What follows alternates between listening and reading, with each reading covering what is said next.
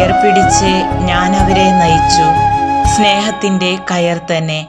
ഹോസിയ 11-ാം അധ്യായം 4-ാം വാക്യം.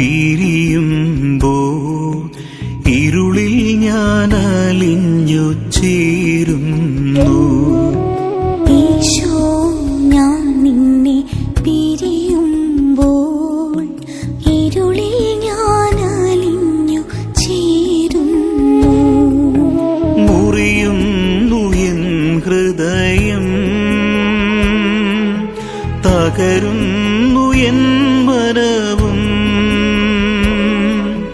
പതറുന്നു എൻ സ്വരം, ഇടറുന്നു എൻ പാദം.